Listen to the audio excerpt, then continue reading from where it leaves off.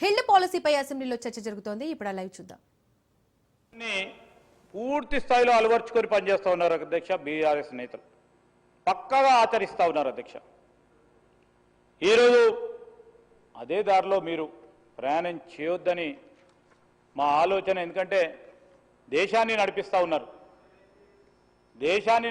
ఉన్నారు, దేశం సరిగ్గా నడవాలంటే మీరు కింద స్థాయి నుంచి పై స్థాయి వరకు కూడా సరైన ఆలోచనలు ఉండాలని మేము ఆశిస్తూ ఉన్నాం.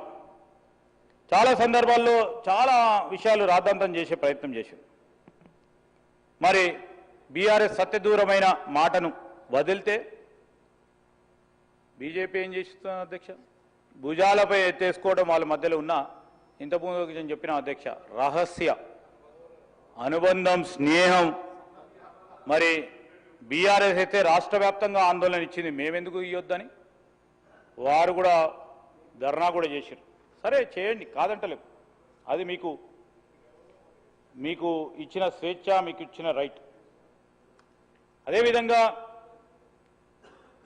పరిశ్రమలకు సంబంధించి కేటాయింపు చేసిన భూములకు సంబంధించి ఇదేదో ప్రభుత్వ భూములని ఆ రోజు మీరు పంచాయతీ ఎలక్షన్లు వస్తున్నాయని అంతపూర్వకం మా నవీన్ యాదవ్ ఎన్నికల సందర్భంలో దాన్ని ముందుకు తీసుకొస్తే ప్రజలు భ్రమపడి నిజంగానే అవుతుందని వారి పార్టీకి ఓటేస్తారా అనుకున్నారు అధ్యక్ష.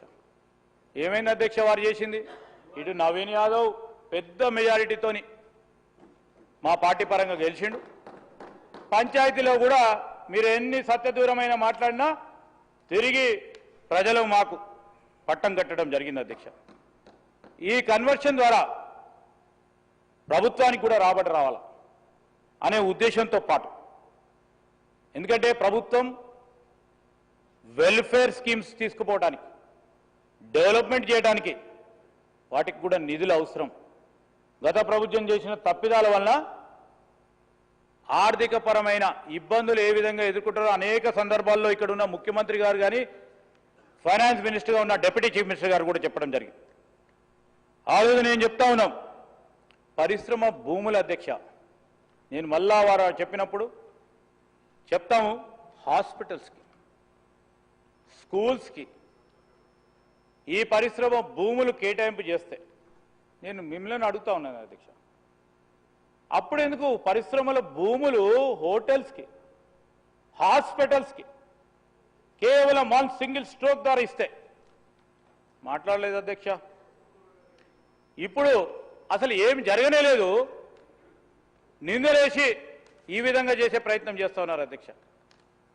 ఈరోజు నేను ఈ సందర్భంలో ఈ మంత్రివర్గ ఉపసంఘానికి సంబంధించి మేము రాబోయే కాలంలో ఈ పాలసీ ట్రాన్స్పరెంట్గా, పారదర్శకంగా భూ వినియోగ మార్పిడికి సంబంధించి మేము పెట్టే rules, I'm standing and putting this viewpoint before you, honorable speaker sir, it will be the very very very transparent policy adhyaksha. A policy ఎవరు ఆ పాలసీ ప్రకారం అప్లికేషన్ పెట్టుకున్నా పారదర్శకంగా ఉండే ప్రక్రియను చేపడతాం. ఈరోజు మరి మేమల్లే అధ్యక్ష, పరిశ్రమల భూములు, వ్యవసాయం, నివాస ప్రాంతాల భూములు కమర్షియల్ వినియోగానికి అనుమతిస్తూ గత ప్రభుత్వం జీవోలు ఇచ్చారని ఆ ప్రభుత్వానికి సంబంధించి నిన్ననే రాజీనామా చేసిన గౌరవ సభ్యురాలు మాట్లాడింది. దానికి జవాబు లేదు.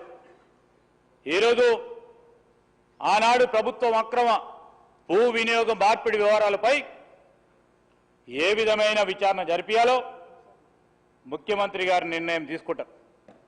ఎవరిని కూడా వదిలే ప్రసక్తి కూడా లేదు.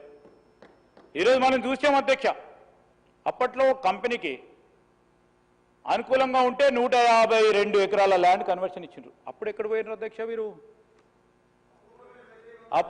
అప్పుడెక్కడ పోయారు అధ్యక్ష? ఏం సార్ మీరు మాతో నడిచినప్పుడు, మీరు నాతో నడిచినప్పుడు sir I'm a witness in this house.